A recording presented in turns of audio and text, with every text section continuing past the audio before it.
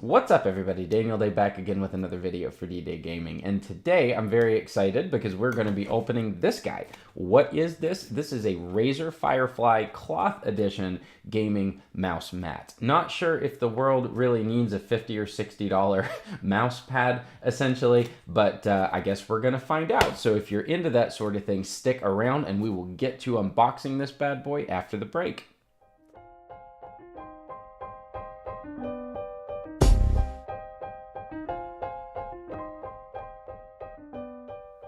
Okay, so before I get to cutting this bad boy open, just wanted to mention that for those of you that have been following my channel here recently, you are probably aware of the fact that I have been in the process of setting up a gaming desk of sorts, an area that I can stream games from, edit videos like this one, and all of that sort of thing. And part of that setup has been ordering some new peripherals. So did a bunch of research and ended up deciding on a Razer Blackwidow Chroma V2 keyboard with orange switches, as well as a Razer Mamba mouse. So I've got unboxing and initial impressions videos of both of those up on my channel already. Maybe check those out if you're into that sort of thing. And I thought, well, no gaming setup would be complete without one of these guys as well. Not really sure if it's going to fit on my little temporary desk that I ordered until I could settle on a final one, but wanted to go ahead and get it. It seemed really neat, and supposedly you can sync all of the lighting effects up, not just with the mouse and keyboard, but with this mat as well. Now, the original version of this, I looked at this a while back, was just a hard mat, a hard surface version of this, and well, certainly that has its merits. I'm accustomed to a more cloth type mouse pad, so I was very, very surprised when I started looking again and discovered that they had come out with a cloth edition of this same mat. So supposedly it's the exact same size and dimensions, lights up the same, and all of that fun stuff. But this one, instead of having kind of a hard plasticky textured surface on top, has a more normal cloth mouse pad type feel and appearance. So I'm very anxious to get this thing cut open. I'm gonna go ahead and get the camera adjusted into an angle that hopefully is a little bit more conducive to an unboxing. So hang out for just a second and I will be right back. Okay, so it looks like I am slowly but surely running out of desk space on my new little temporary desk. That may very well be a problem. Also, not 100% sure I've got any USB ports left to plug this thing into. So maybe should have waited until I ordered a hub or something like that. But hey, whatever. We're gonna give this a whirl, power through it, and see how it turns out. So I was a little disappointed for a moment there. I thought that there was no tape to cut on this thing, and that was going to rob me of the opportunity, as tradition dictates, to use a ginormous knife to cut open a little piece of tape. But it turns out that there is some right here. So there's little pull tabs here, I think, so you don't have to cut it, but hey, where's the fun in that, right?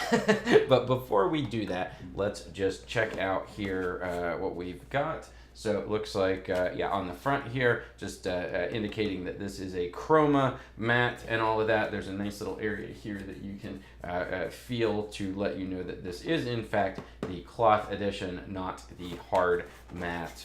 Just some branding and stuff like that. And then here on the back, just letting you know, oh, it's oh so smooth and all of that. So anyway, I suppose we should go ahead and cut this open, right? So get our knife and cut a slit right here. Actually, I think we're supposed to do this way, huh? Let's see.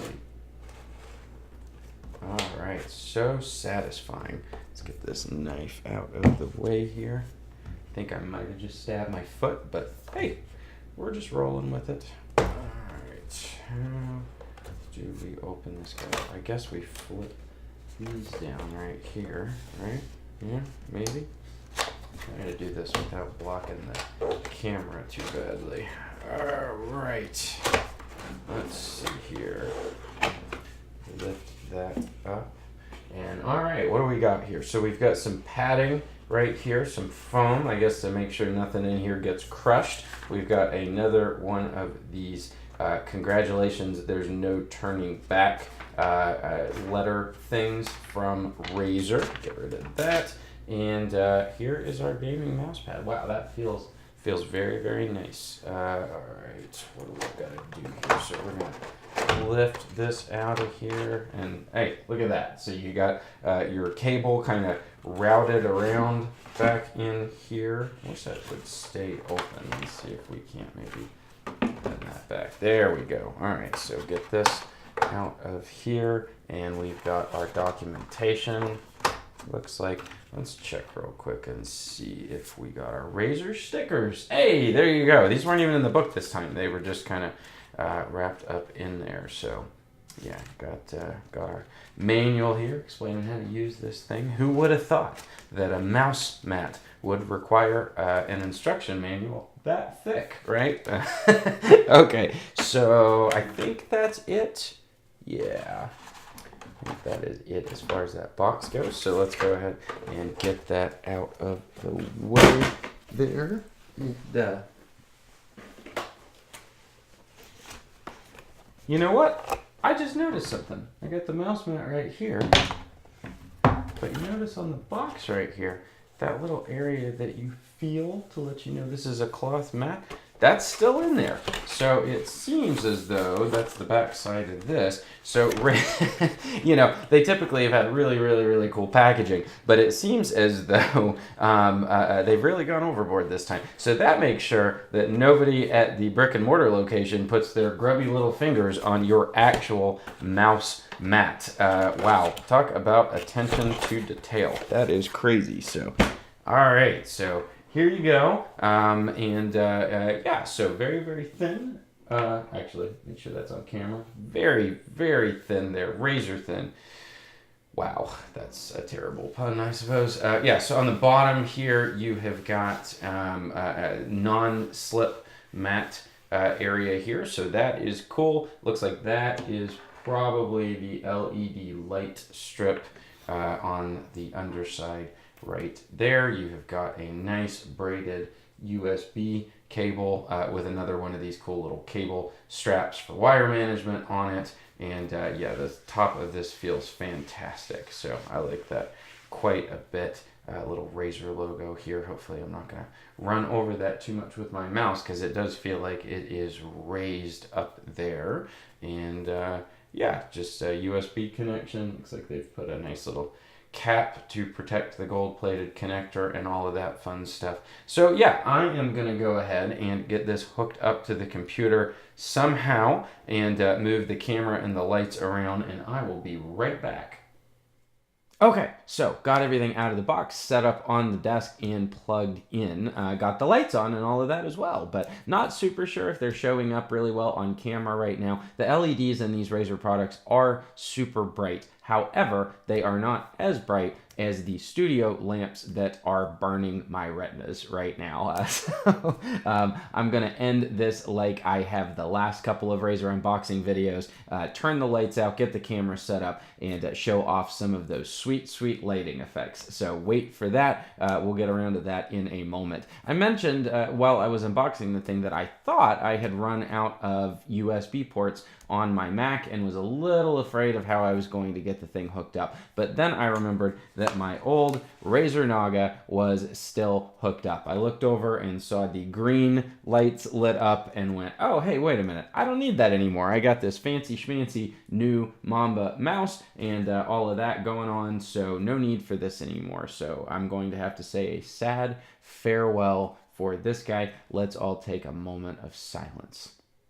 Okay, no, I'm not actually going to sit here and pause for a minute. But anyway, yeah, so hopefully I'll find another use for this thing. I have had it for years and I love it, but because the LED colors won't change, it's just boring green. It is not going to match with the new setup. It was time for a replacement, so this one has got to go. And also, while I was at it, I realized that it is a sad, sad day because I no longer have room on my desk, nor really a need for my limited edition StarCraft 2 Heart of the Swarm mouse pad. I have used this thing since Heart of the Swarm came out, and I love it. Again, I'm going to have to hopefully find it a good home. But hey, it doesn't light up in like 16 million colors, right? So just like the mouse, it has got to go. All right, so initial impressions of this thing, it's pretty cool. It's pretty cool. It's a lot larger than I thought. I mean, this thing is very, very, very big, and that's a good thing for a gaming mouse mat. And the LEDs light up brighter than I thought. What's interesting is they're kind of angled underneath, and so they point down at the desk and kind of reflect off of that. So they're not actually on the lip all the way around the edge. They're tucked away underneath there. So really, really cool effect on the desk. My temporary desk is kind of a shiny piano black, so it reflects really well. I'm digging that quite a bit. And yeah, you know, and like I mentioned earlier, when I originally looked at these, the only option that was available was just the regular Firefly mat, which was a hard mat, some sort of textured plastic, and I'm accustomed to cloth mouse pads. Now, there's benefits to both. There's a precisely engineered micro texture on the hard version of this, and it's gotten really, really good reviews and all of that. So I did seriously consider picking that one up, and it was actually in stock. I had to wait a while for this cloth one to come back in stock so I could go ahead and order it. Also, with the cloth ones, you know, if you've got dogs or cats or anything, you know, these things, just like any other regular old mouse mat, stuff can get stuck to it, right? The hard ones are a lot easier to clean. You can just take a damp rag and wipe it down, and you know, and that's kind of the end of that. You've got to be a little bit more careful with these, but still, you know, I like the feel under mouse of cloth mouse pads, and so I figured, you know what, that's what I want. I'm just gonna wait. Go ahead and order the thing, and you know, worst case scenario, I can always buy a hard one later. I think these are only like 50-60 bucks, something like that, which is admittedly pretty expensive for a glorified mouse pad, but given that it lights up and all of that, you know, I was more than happy to pay it. Another thing that I noticed with this, playing around with it for a few minutes after I got it out of the box, was that yeah, that Razer logo that is kind of raised off of the surface, definitely you can snag your mouse on it, but luckily it's tucked away in the top right hand corner of the mouse mat, and the mouse mat is really, really big, so I don't think I'm going to have a problem avoiding that area. Just wanted to note that for anybody that was watching this video, maybe thinking about picking one of these up. It looks as though the hard edition of this mouse mat, the Razer logo is not raised, which is to say that it is completely flat and your mouse cannot snag on it. I think that that was some sort of compromise that came along with it being a cloth mouse pad. And again, there's a reason for that, and that is because the Razer logo lights up, which I didn't know that. I wasn't expecting that, so that's super cool. So yes, it is raised, but it totally lights up and changes colors in sequence with the rest of your Razer peripherals, which is super cool. I messed around with it, like I said, for a few minutes. I haven't hit it yet. I don't think it's going to be a problem. I suspect that for left-handed people, it might be more likely that you would hit it. I'm right-handed though, so no such problem here. As with the other couple of Razer products I've unboxed recently, it seems as though you control this thing through Razer's Synapse software, which is available for both Mac and PC. Obviously, I'm using the Mac version,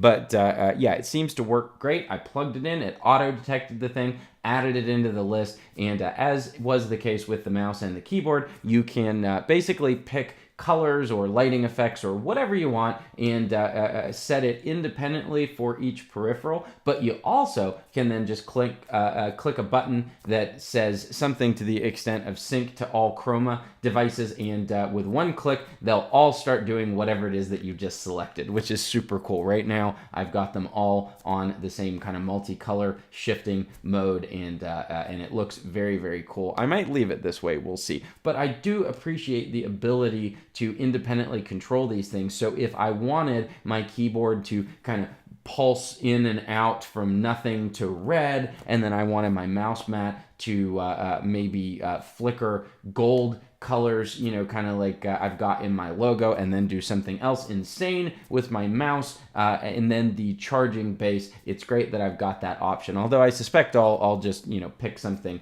and have them all do it. It's a really, really neat effect, and it's really, really cool that everything stays in sync. So ultimately, at the end of the day, I posed the question earlier, you know, does the world need a $50, $60 light up mouse mat? And And yeah, I think it does. You know, I saw it and I was fascinated with it and I wanted one. And so far, I am very, very impressed with it. Now, not everybody is going to fall into the same boat, that's for sure. But yeah, if this thing was $150, something like that, that might be prohibitively expensive. But at like $60, I mean, it's basically the price of a console game at this point. And I am infinitely happier with this so far than I have been with just a regular plain old mouse mat. So your mileage may vary for sure. A month from now, will I feel like this thing was worth my $60? Who knows? I'm gonna have to put it through its paces, play around with it some more, and see if there's any problems with it. But so far, very, very impressed with it. And after I do that, I might come back with kind of a more formalized impressions video, maybe even a review.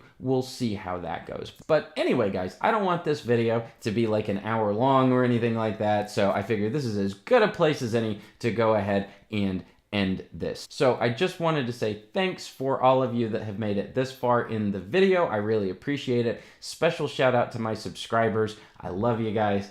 For those of you that are watching this that have not subscribed, I'd love to encourage you to maybe check out some other videos on my channel, poke around for a bit, and if you're into my particular brand of rambling, maybe go ahead and click that button. Totally free for you, helps me out quite a bit. If you are interested in finding me other places on the internet, you can follow me on Twitter at that DDay guy, and I also stream on YouTube and Twitch. Same content in both places. YouTube, you've already found me, don't want to lose me. Click that subscribe button. And on Twitch, if that is more your thing, my username there is DDay on Twitch. So once again, everybody, just wanted to say thanks for watching. I really appreciate it. And I suppose it's time to get on with the light show.